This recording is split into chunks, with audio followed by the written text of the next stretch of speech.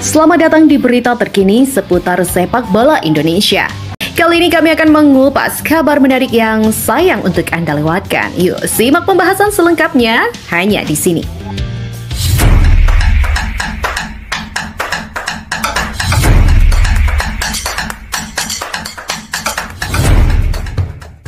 Satu persatu kebutuhan timnas terkait hal teknis maupun non-teknis sejauh ini mulai terpenuhi. Mulai dari tim pelatih hingga staf lain di beberapa sektor, termasuk Jordi Cruyff yang baru saja ditunjuk sebagai technical advisor, menjadi upaya nyata PSSI untuk menembus level tertinggi sepak bola dunia. Nah, Pak Edi juga udah menjabarkan kalau tugas utama dari Jordi yakni membantu memberikan masukan secara teknis dan coba mengembangkan filosofi sepak bola di Indonesia, termasuk membantu mencari dirtek untuk Indonesia. Kemudian, di luar dari tugas-tugas yang nantinya akan diemban, pastilah bergabungnya sosok yang berpengalaman serta punya bapak seorang legend besar di sepak bola ini akan membuat Indonesia mendapatkan banyak keuntungan. Keuntungan yang pertama tentu soal pengalaman internasional, di mana diketahui Jordi memiliki rekam jejak di berbagai klub dan juga tim nasional. Maka dari itu, ia dianggap akan membawa perspektif global yang bisa meningkatkan kualitas dari sepak bola tanah air secara umum. Selain itu, saat di Maccabi Tel Aviv, ia berhasil membawa klub meraih 3 gelar Liga Premier Israel berturut-turut dari 2012 hingga 2015, serta berpartisipasi reguler di kompetisi Eropa seperti Liga Eropa dan Liga Champions. Kemudian yang kedua, soal filosofi sepak bola modern sebagai putra dari Johan Cruyff.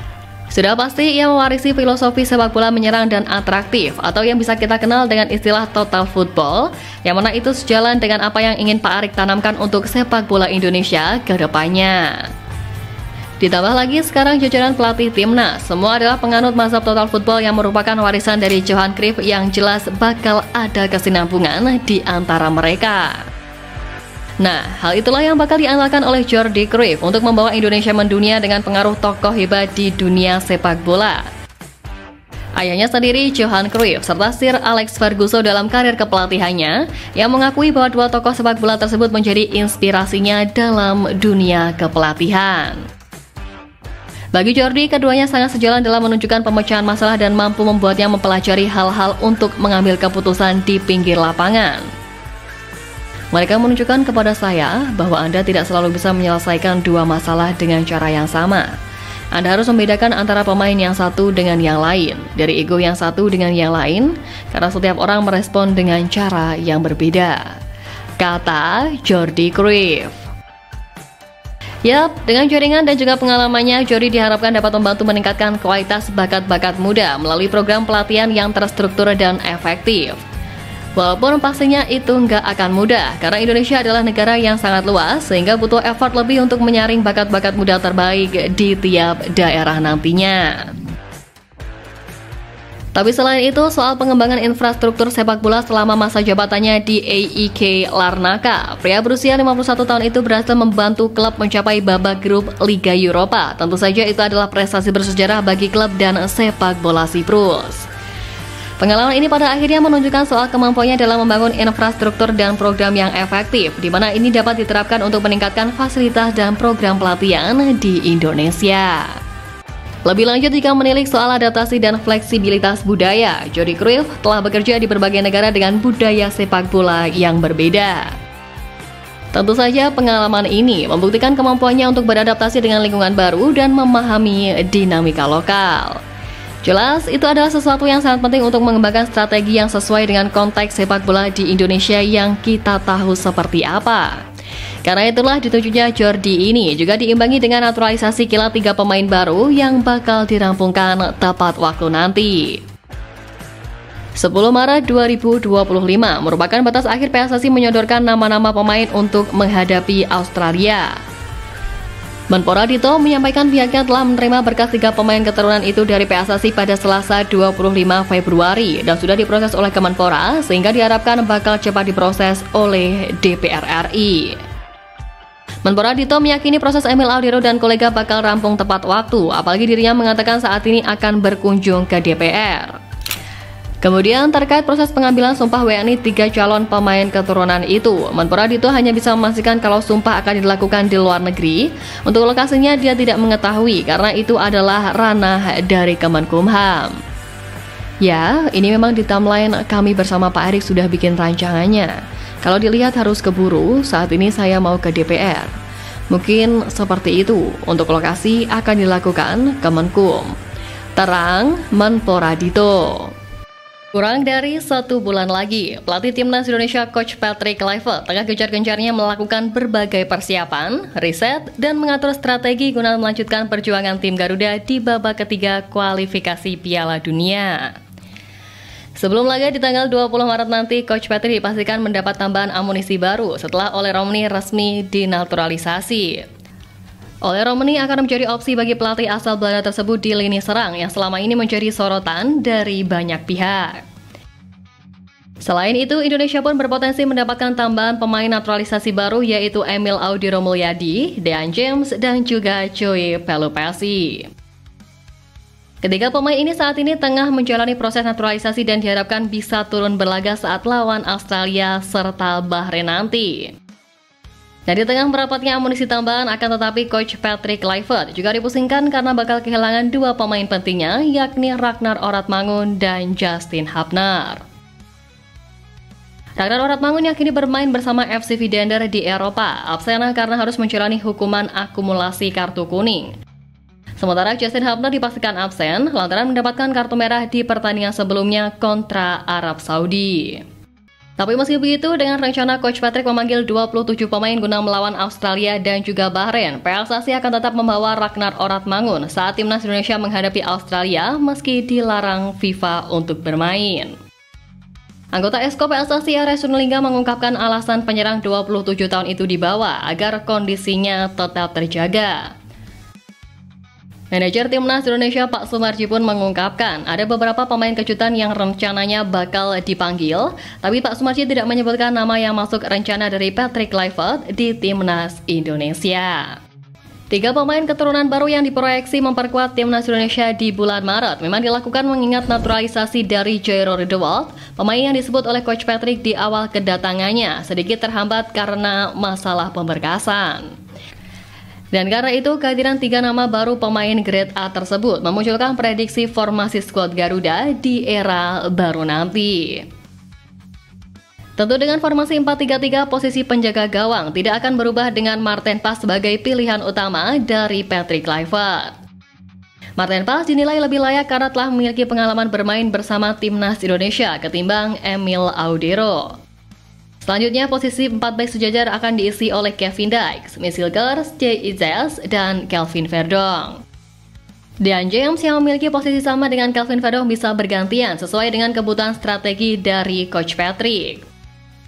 Sementara di lini tengah, kehadiran Joey Pelupessy akan membuat Tom Hai dan Ivar Jenner memiliki rekan baru, di mana Ivar dan Joey akan bermain menjadi gelandang bertahan, sedangkan Tom Hai fokus untuk membantu penyerangan. Selanjutnya di trio lini serang Garuda bakal diisi oleh Ragnar Oratmangun, Ole Romani, dan juga Marcelino Ferdinand. Ole Romani yang baru saja resmi menjadi WNI akan menjadi ujung tombak serangan di Timnas Indonesia. Kemudian lebih lanjut berbicara soal kehadiran para pemain baru, nama Dean James menjadi sosok yang begitu mencuat setelah media Belanda Football Premier menanyakan langsung kepada sang pemain mengenai kesiapannya membela Timnas Indonesia. Dukungan dari supporter Garuda melalui media sosial menjadi salah satu faktor yang membuat James mulai mempertimbangkan kemungkinan untuk bergabung dengan skuad Merah Putih. Dalam wawancaranya pun, Dean James mengakui bahwa faktor utama yang membuat ia semakin tertarik membela skuad Garuda adalah kehadiran dari pelatih Patrick Kluivert. Menurutnya, Indonesia memiliki tim yang sudah kuat dan tentunya dengan kepemimpinan pelatih baru, hal ini semakin menarik untuknya. Naturalisasi 3 pemain dikebut habis-habisan agar bisa bela Timnas Indonesia lawan Australia. Gerbong kedua naturalisasi terus berlanjut.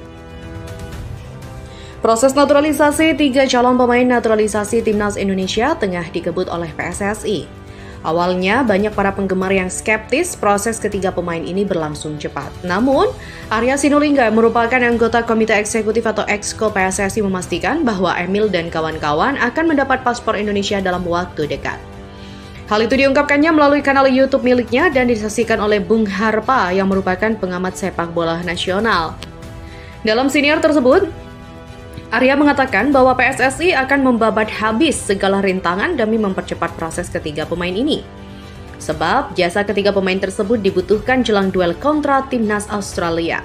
Laga ketujuh grup C kualifikasi Piala Dunia 2026 zona Asia itu akan berlangsung pada 20 Maret 2025.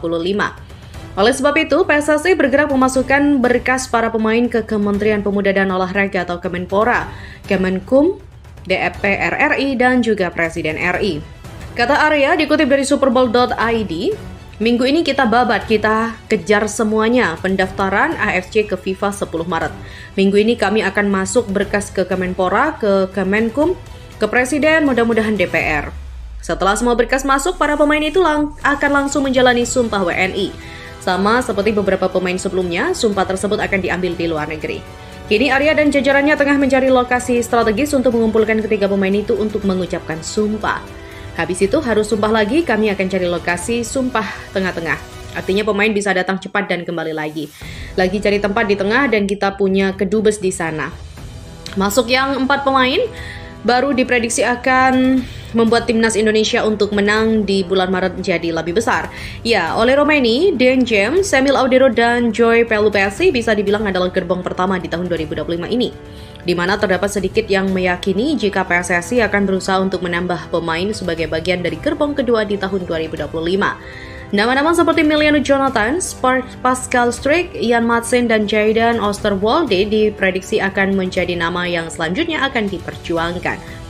Tentu saja, nama-nama tersebut kemungkinan memang baru akan mau untuk membela timnas tergantung dari performa Indonesia di round 3 ini. Dan tidak usah yang aneh-aneh, karena biar bagaimanapun kita yang butuh kualitas mereka. Dan pindah kewarganegaraan bukan cuma sekedar urusan bola, tapi juga menyangkut kehidupan di luar sepak bola. Nah, khusus untuk Jayden, walaupun dia masih dalam masa pemulihan pasca ACL, namun biar bagaimanapun ini pemain akan jadi aset berharga apabila sukses dinaturalisasi. Itulah kenapa Alex Pastor diketahui sampai turun tangan membujuknya langsung, sesuatu yang pastinya cukup menyita perhatian. Termasuk dari Jose Mourinho, yang secara personal tahu betul gimana ambisiusnya Erick Thohir sebagai seorang pemimpin. Selain misi lolos ke Piala Dunia, Pak Erick juga ingin membuat timnas Indonesia jadi tim yang konsisten bersaing di level tertinggi. Yang mana target utamanya bisa bersaing di top level Asia, serta rutin lolos ke Piala Dunia untuk edisi-edisi selanjutnya. Maka dari itu, untuk menciptakan tim yang kuat diperlukan pemain-pemain yang secara kualitas mumpuni dan sembari pelan-pelan menata kondisi pembinaan serta liga lokal. Program naturalisasi bisa dibilang adalah akselerasi terbaik untuk memantik para pemain di dalam negeri untuk tahu standar untuk masuk timnas itu seperti apa. Haruslah semuanya bisa berjalan satu arah ya, dan kita juga bisa melihat timnas Indonesia yang bisa bersaing dari waktu ke waktu. Setelah 3 nama pemain keturunan fix dalam proses naturalisasi, kini muncul banyak pertanyaan, mengapa Emiliano Jonathan, pemain yang lebih dahulu santer bakal membela tim Garuda, malah belum diproses? Ya, Emiliano Jonathan baru-baru ini telah mengambil sebuah sikap terkait tawaran naturalisasi dari timnas Indonesia pada akhir musim. Ia mengaku sangat terbuka untuk pulang membela tanah leluhur dan menunggu perkembangan komunikasi yang telah terjalin. Emiliano Jonathan sendiri saat ini memperkuat FC Utrecht yang pada bursa transfer musim dingin ini menggantikan oleh Romani. Sebelumnya, Emiliano Jonathan bermain untuk Vitesse Arnhem pada kasta kedua Liga Belanda, dan pada putaran pertama pemain berusia 20 tahun tersebut telah mencetak sebanyak 11 gol dan 4 assist dari 18 penampilan. Karena itu, Emiliano Jonathan disebut akan sangat bagus andai bergabung dengan timnas Indonesia, apalagi kemampuannya di lini depan bisa menambah daya gedor dari skuad Garuda. Tapi menyoal belum dinaturalisasinya Emiliano hingga saat ini, Pak Ketum PSSI pun ikut buka suara dan mengungkap bahwa pemain berusia 20 tahun itu adalah pemain yang sangat diinginkan olehnya tapi belum bisa. Pak Erick tak memberikan alasan jelas terkait hal itu, tapi Emiliano mencuri nama yang nantinya bakal diproses. Namun saat ini masih harus memastikan bahwa 3 pemain keturunan yakni Emil, Dean, dan Joy bisa membawa dampak signifikan bagi tim Garuda. Belum? Maunya iya, tapi belum. Kalau itu bergabung dengan timnas Indonesia, kata Erick Thohir. Ya, penambahan pemain memang menjadi sesuatu yang terus diupayakan oleh PSSI dengan tujuan agar tercipta sebuah komposisi skuad yang mumpuni untuk bersaing di level tertinggi. Memang begitu banyak nama yang dikaitkan bakal bergabung ke timnas Indonesia, terlebih dengan skuad yang ada seperti sekarang. Pulang membela tanah leluhur tentunya menjadi suatu hal yang membanggakan bagi para pemain keturunan yang memiliki darah Indonesia. Kebanggaan itu bahkan juga menjadi hal yang dirasakan oleh keluarga pemain, tak terkecuali Miliano Jonathans yang memiliki keturunan dari ayahnya yang berasal dari Depok, Jawa Barat. Sang kakek, Willy Jonathans, membeberkan bahwa Miliano pernah singgah di rumahnya pada tahun 2013. Saat nama Miliano santer dikaitkan dengan tim Garuda, Willy Jonathans mengungkapkan bahwa ia sudah memberikan masukan kepada sang cucu agar mau membela timnas Indonesia. Bahkan dia membuat perbandingan soal peluang bagi Miliano untuk bergabung dengan timnas Indonesia atau timnas Belanda. Karena itulah, melihat bagaimana gencarnya PSSI sekarang menaturalisasi para pemain dari Liga Eropa ke timnas Indonesia, sang kakek juga makin tak sabar melihat kiprah cucunya untuk memperkuat skuad Garuda di masa ini.